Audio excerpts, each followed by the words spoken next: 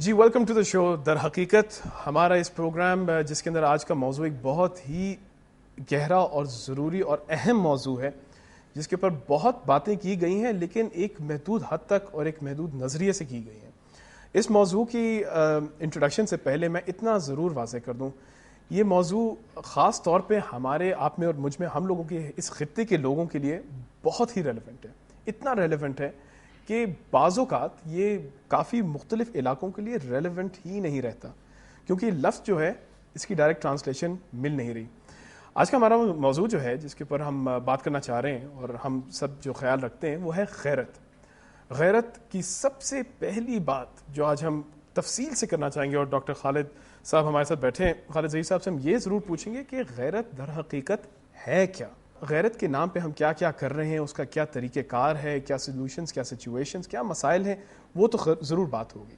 لیکن جب تک ہم یہ فیصلہ نہیں کر پاتے کہ در حقیقت غیرت ہے کیا, ہم پھر باقی مسائل کی طرف بڑھ نہیں سکتے. خیر چلتے ہیں سیدھا ڈاکٹر خالد ظہیر صاحب کے ساتھ. خالد صاحب السلام علیکم. وعلیکم السلام. خالد صاحب بہت ہی پرٹیننٹ کویشچن, میرے دل کے تو بہت قریب ہے کیونکہ بہت عرصے سے میں اس کی تحقیق میں رہا ہوں اور یہ واقعی ہمارے خطے کے لیے بڑی اوریجنل چیز ہے. غیرت, سیدھے طریقے سے میں آپ کو بلنٹ کویشچن وہی پوچھوں گا, غیرت ہے کس بلا کا نام, یہ ہے کیا چیز؟ دیکھیے, غیرت پازیٹیو بھی ہوتی ہے اور بعض اوقات غیرت حد سے آگے بھی نکل جاتی ہے. بنیادی طور پر اصل میں یہ محبت ہی ہے کہ جس کی وجہ سے انسان بعض چیزوں کے بارے میں حساس ہو جاتا ہے اور ان معاملات کے, ان اشخاص کے, ان نظریات کے معاملے میں جن میں وہ حساس ہوتا ہے اپنی محبت کی وجہ سے, وہ بہت زیادہ ریئیکٹ کرتا ہے اگر اسے یہ محسوس ہو کہ جس چیز سے, جس شخص سے, جس نظریے سے اس کو محبت ہے اس کے ساتھ زیادتی ہو رہی ہے یا اس کی بے عزتی, بے حرمتی ہو رہی ہے. بنیادی طور پر یہ ان جذبات کا نام ہے. عام طور پر غیرت کے ساتھ اب ہمارے معاشرے میں بہت سے واقعات کی وجہ سے ایک منفی ایک انڈرسٹینڈنگ کونوٹیشن ہے کہ جو ساتھ منسلک ہو گئی ہے, لیکن اس میں کوئی شک نہیں ہے کہ یہ ایک مثبت جذبہ ہے اگر وہ اپنی حدود میں رہے.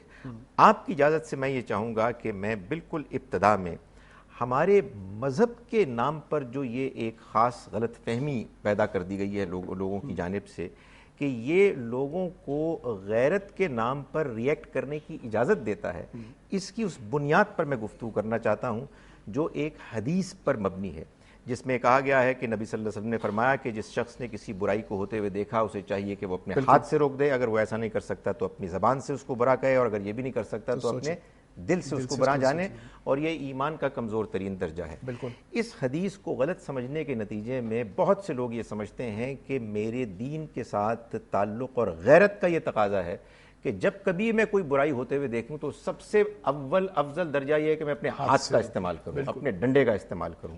میں یہ چاہتا ہوں کہ اس بات کو واضح کروں کہ کوئی قرآنی آیت اور کوئی حدیث ایسی نہیں ہے کہ جس کو آپ ان آئسولیشن الگ سے سمجھ سکیں.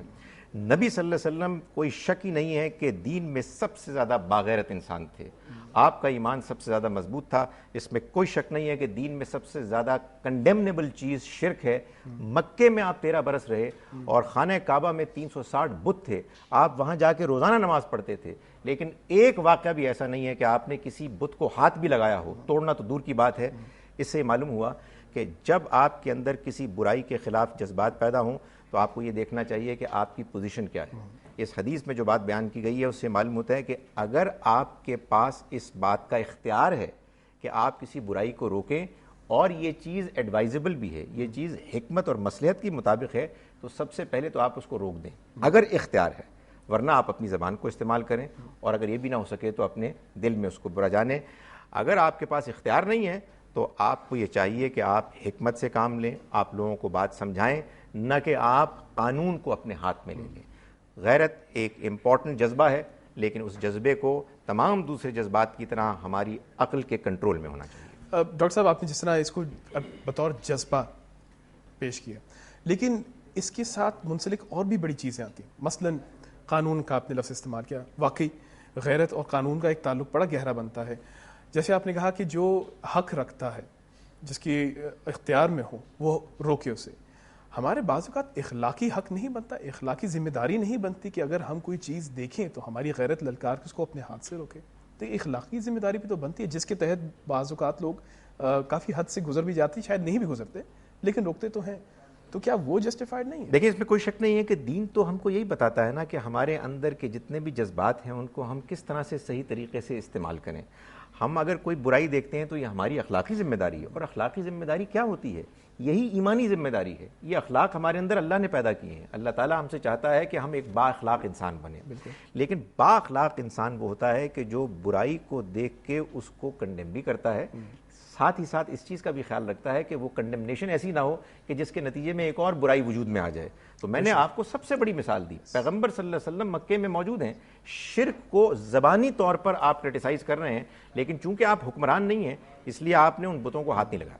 اس اسپیسیفک کیس کے مطابق، کیونکہ اس میں ایک بہت ریلیونٹ کیس بھی رہا تھا جب طالبان حکمران تھے اور انہوں نے بیمن بت وہ جو تھے بہت 100 سال پرانے جو خوبصورت بت جو اسکلپچر ہوئے تھے ان کو اڑایا تھا، جو کہ میں واقعی ایک لنک آپ کی بات بہت واضح کر دوں مزید، بلکہ بڑی انٹیلیجنٹ آپ نے کانسیپٹ ریلیٹ کیا کہ اس کے ریاکشن میں مجھے ابھی تک وہ منظر اپنی آنکھوں سے نہیں بھولتا کہ بے تحاشا لوگوں نے، غیر مسلمانوں نے قرآن شریف کو شہید کیا تھا.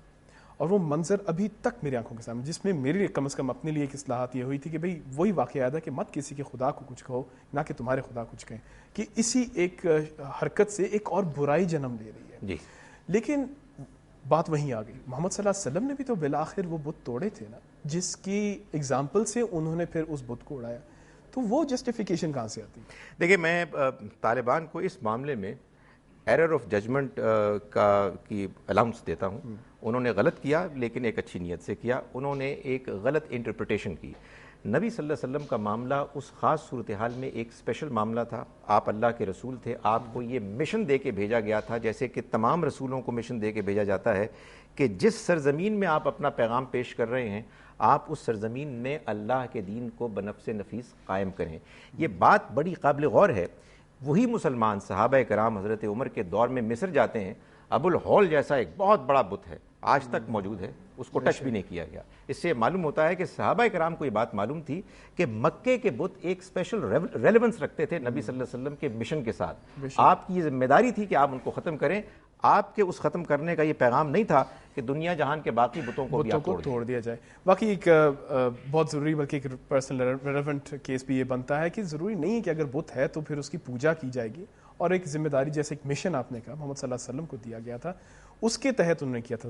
وہی والی بات، اب ہر جگہ بت نظر ہے اس کو توڑنا ہماری اخلاقی ذمہ داری اس طرح نہیں بنتی. غیرت انٹیکٹ رہنی چاہیے.